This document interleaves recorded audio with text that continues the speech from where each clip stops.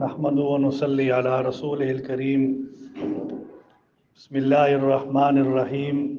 یہ پارہ نمبر 8 ہے۔ وَلَوْ أَنَّنَا نَزَّلْنَا إِلَيْهِمُ الْمَلَائِكَةَ وَكَلَّمَهُمُ الْمَوْتَى وَحَشَرْنَا عَلَيْهِمْ كُلَّ شَيْءٍ قُبُلًا مَا كَانُوا لِيُؤْمِنُوا۔ پیچھے 7ویں پارے کے آخر میں یہ تھا کہ مشرکین اللہ کے نبی علیہ السلام سے اپنی پسند اور مرضی کے معجزات طلب کرتے تھے۔ یہاں بیان کیا گیا کہ اگر ان کے فرمائشی معجزات کو پورا کرنے کے لیے آسمان سے فرشتے بھی اتریں اور مردے ان سے کلام کریں، یہ پھر بھی اپنی ہر دھرمی اور ضد کی وجہ سے ایمان نہیں لائیں گے۔ آگے وَكَذَلِكَ جَعَلْنَا لِكُلِّ نَبِيٍّ عَدُوًّا شَيَاطِينَ الْإِنسِ وَالْجِنِّ۔ یہاں سے آپ علیہ السلام کی تسلی بیان کر رہے ہیں کہ اللہ تعالیٰ نے اپنے پیغمبر کو تسلی دی کہ ان کی دشمنی سے پریشان نہ ہوں۔ سابقہ انبیاء علیہ السلام جو پہلے تھے، ان کے ساتھ بھی ایسا ہوتا رہا ہے کہ انسان اور جنات ان کے دشمن ہوا کرتے تھے، جو ان کے خلاف سازشیں کیا کرتے تھے۔ اس لیے آپ نے فرمایا اللہ پاک نے کہ آپ پریشان نہ ہوں۔ آگے مومن اور کافر کی مثال اللہ پاک دے رہے ہیں۔ او من کان میتا فاحییناہ وجعلنا لہ نورا، یہ آخر تک یہاں اللہ تعالیٰ نے کفار اور ایمان والوں کی حالت کو مثال انہیں دے کر سمجھایا کہ مومنین اور کافر کی مثال ایسے ہے کہ جیسے زندہ اور مردہ۔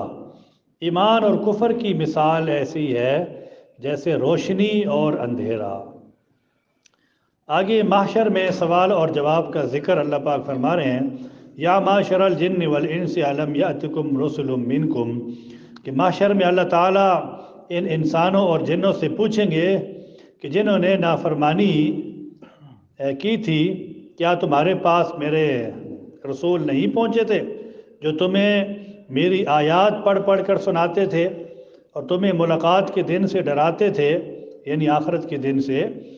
وہ اس وقت رسولوں کے آنے کا اور اپنے کفر اور نافرمانی کا اعتراف کریں گے۔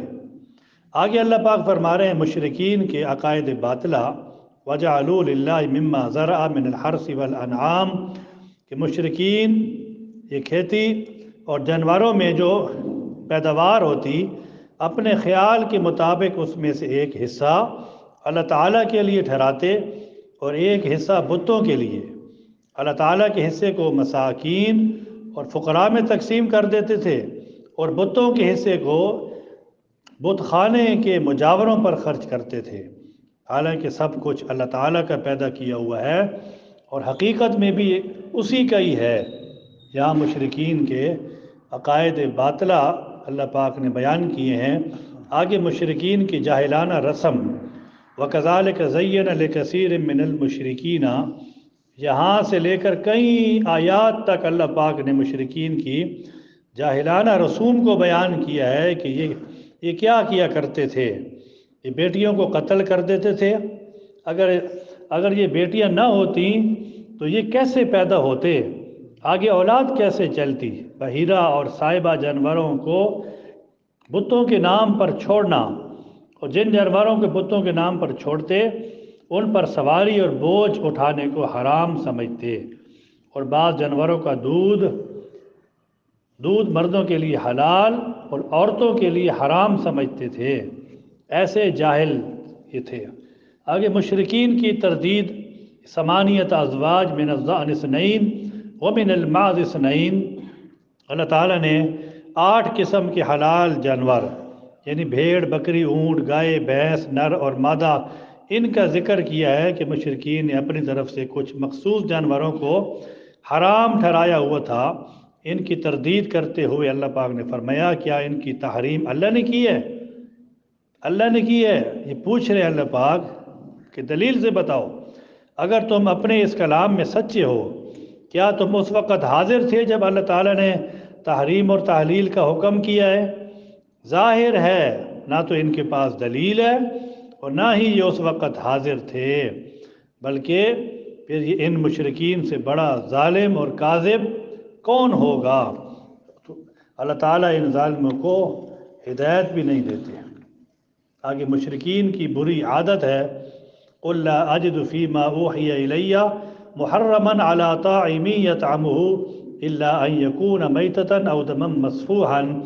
مشرکین کی طرف سے بعض جانوروں کو خود ہی حلال اور بعض کو حرام کہنے کی تردید کرتے ہوئے ان کو سمجھایا کہ کسی چیز کو حلال یا حرام قرار دینا صرف اللہ تعالیٰ کا کام ہے۔ جن چیزوں کو اللہ تعالیٰ نے حلال قرار دیا انہیں حلال سمجھو، اور جن چیزوں کو اللہ نے حرام قرار دیا انہیں حرام سمجھو۔ اللہ تعالیٰ نے یہاں 4 چیزوں کو حرام قرار دیا: مردار اور بہنے والا خون، خنزیر کا گوشت، اور غیر اللہ کے نام پر ذبح کیا ہوا جانور۔ آگے اللہ پاک یہ فرما رہے ہیں، قُلْ تَعَالَوْا أَتْلُ مَا حَرَّمَ رَبُّكُمْ۔ اوامر اور نواہی کا بیان ہے کہ دین کا خلاصہ 2 چیزیں ہیں، اوامر اور نواہی۔ اوامر پر عمل کرنا ہے اور اب نواہی سے بچنا ہے۔ یہاں اللہ پاک نے اوامر اور نواہی میں سے 10 چیزیں بیان کی ہیں۔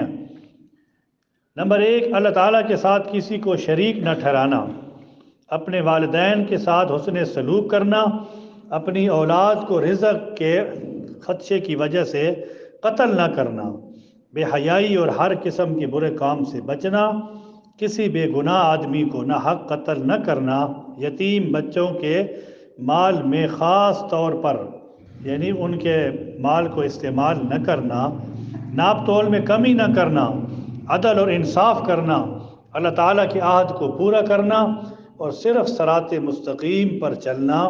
تو یہ اللہ پاک نے 10 چیزیں بیان کی ہیں۔ آگے اللہ پاک اپنا رحم اور کرم بیان کر رہے ہیں، من جاء بالحسنہ فلہ عشر امثالها، کہ انسان جب نیکی کا صرف ارادہ کرتا ہے تو اس کے نامہ اعمال میں 1 نیکی لکھی جاتی ہے، اگر وہ نیکی کر لے تو نامہ اعمال میں 10 نیکیاں لکھی جاتی ہیں۔ اگر گناہ کا ارادہ کرے تو گناہ نہیں لکھا جاتا کہ جب تک گناہ کر نہ لے، اگر وہ گناہ کر لے تو صرف 1 گناہ لکھا جاتا ہے۔ آگے مالکیت صرف اللہ تعالیٰ کے لیے ہے۔ سورۃ انعام کے آخر میں اللہ پاک فرما رہے ہیں کہ اے میرے نبی، قل ان صلاتی و نسکی و محیای و مماتی للہ، کہہ دیجئے کہ میری نماز، میری قربانی، میری زندگی، میری موت صرف اللہ ہی کے لیے ہے، اور ہم بھی اللہ ہی کے لیے ہیں۔ اس لیے انسان کا دل، دماغ، ہاتھ، پاؤں، زبان، آنکھ، کان، ہر چیز اللہ کی اطاعت کے لیے استعمال ہو، اللہ تعالیٰ کی مرضی کے خلاف بالکل استعمال نہ ہو۔ آگے سورۃ اعراف شروع ہو رہی ہے۔ اعراف حد فاصل اور دیوار کو کہتے ہیں۔ تو سورۃ اعراف کی آیت نمبر 48 میں اصحاب اعراف کا ذکر اللہ پاک نے کیا کہ جو دیوار پر بیٹھ کر اہل جنت اور اہل جہنم کو دیکھ رہے ہوں گے، اس لیے اس سورت کا نام سورۃ اعراف ہے۔ آگے یہ تسلی دے رہے ہیں آپ علیہ السلام کو، کتاب انزل الیک فلا یکن فی صدرک حرج منہ لتنذر بہ۔ یہاں نبی علیہ السلام کو تسلی دی کہ تبلیغ دین میں آپ کا دل تنگ نہیں ہونا چاہیے، لوگ اس کو جھٹلا دیں گے، وہ ایمان نہ لائیں تو آپ پریشان نہ ہوں، کیونکہ آپ کا کام صرف دین کو آسان طریقے سے پہنچانا ہے۔ آگے اللہ پاک فرما رہے ہیں والوزن یومئذ الحق، قیامت کے دن اللہ پاک اعمال کو تولیں گے، ترازو اللہ پاک کی طرف سے قائم ہوگا، اچھے اور برے یعنی دونوں اعمال کا وزن کیا جائے گا، اور یہ حق اور صحیح ہے۔ احادیث کے اندر بھی اس کی وضاحت آئی ہے۔ آگے داستان آدم علیہ السلام اور ابلیس، وَلَقَدْ خَلَقْنَاكُمْ ثُمَّ صَوَّرْنَاكُمْ ثُمَّ قُلْنَا، یہاں سے کئی آیات تک اللہ پاک آدم علیہ السلام کا واقعہ بیان کر رہے ہیں کہ آدم علیہ السلام کا مسجود ملائکہ ہونا اور شیطان کا مردود ہونا، آدم علیہ السلام کے جنت میں رہنا اور پھر جنت سے زمین پر آنا، اور آخر میں دعا کا ذکر اللہ پاک نے کیا، اور ساتھ ساتھ ابن آدم کو یہ سمجھایا کہ شیطان تمہارا ازلی دشمن ہے، اس سے بچ کے رہنا۔ آگے شیطان میں 3 عین ہیں، یعنی چوتھا عین، مگر چوتھا عین عین نہیں تھا اس لیے مارا گیا۔ وہ عالم تھا، اتنا بڑا عالم کہ معلم ملکوت کہلاتا تھا، بہت بڑا عابد بھی تھا، عارف بھی تھا، ایسا عارف کہ عین غضب الہی کے وقت بھی جب کہ اسے یعنی راندہ درگار کیا جا رہا تھا، وہ دعا کرنے لگا کہ مجھے مہلت دو، کیونکہ جانتا تھا کہ یہ حالت بھی قبولیت دعا سے مانے نہیں ہے، لیکن ظالم میں عشق نہیں تھا۔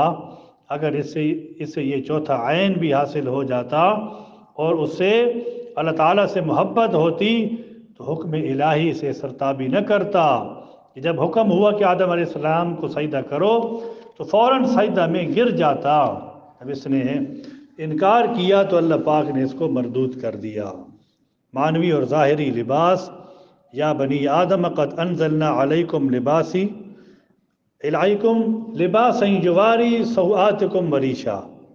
تو گزشتہ آیات میں یہ بتایا کہ شیطان کی خباثت کی وجہ سے آدم اور حوا علیہ السلام کو جتنی لباس اتارا گیا جنت کے اندر اور انہیں ننگا ہونا پڑا۔ تو یہاں اللہ تعالیٰ نے لباس کو نعمت قرار دیا ہے کہ لباس ظاہری بھی نعمت ہے جس سے انسان اپنا ستر چھپاتا ہے، اور اس کا اصل مقصد بھی تقوی اختیار کرنا ہے۔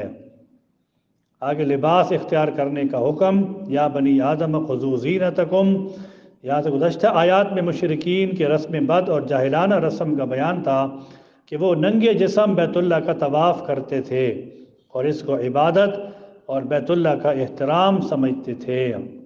آگے والذین آمنوا وعملوا الصالحات لا نکلف نفسا الا وسعها، اس میں یہ بیان کیا کہ جو انسان کی طاقت میں ہے وہ ہمت سے جو بڑھ جائے اس کا اللہ تعالیٰ حکم ہی نہیں دیتے، بلکہ جتنا برداشت ہو سکے اسی کا حکم دیتے ہیں۔ اصحاب اعراف کا ذکر ہے، ونادى اصحاب الجنت اصحاب النار ان قد وجدنا، ایک طرف جنت والے ہیں اور ایک طرف جہنم والے ہیں، اور درمیان میں ایک دیوار ہے جس کا نام اعراف ہے۔ جنت والے جہنم والوں سے کہیں گے کہ اللہ تعالیٰ نے ہم سے جو وعدہ کیا تھا وہ سچا تھا، ہم نے پا لیا، اور تمہارے پاس جو جہنم کا وعدہ تھا وہ تمہیں بھی مل گیا۔ اور کچھ لوگ اعراف والے ہوں گے کہ جن کی نیکیاں اور برائیاں دونوں برابر ہوں گی، تو یہ لوگ اعراف میں ہوں گے، بالآخر اللہ تعالیٰ ان کو بھی جنت میں داخل فرما دیں گے۔ آخر میں توحید پر اہم دلائل، ان ربکم اللہ الذی خلق السماوات والارض فی ستۃ ایام ثم استوى علی العرش، کہ اللہ تعالیٰ نے سات آسمان بنائے اور کسی آسمان کے نیچے ستون نہیں ہے، ایک چھوٹی سی چھت بغیر سہارے کے نہیں کھڑی ہوتی۔ اللہ کی قدرت کو دیکھیں کہ اللہ پاک نے سات آسمان بغیر ستون کے پیدا کر دیے ہیں، اور پھر عرش کو اس کے اوپر بنا دیا ہے، عرش بھی بغیر سہارے اور ستون کے کھڑا ہے۔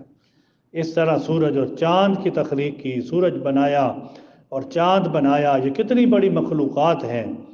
5 انبیاء علیہ السلام اور ان کی اقوام کا ذکر، لقد ارسلنا نوحا الى قومه فقال یا قوم اعبدوا اللہ ما لکم من الہ غیرہ، یہاں سے لے کر پارے کی آخر تک اللہ تعالیٰ نے 5 نبیوں کا اور ان کی امتوں کا ذکر کیا ہے۔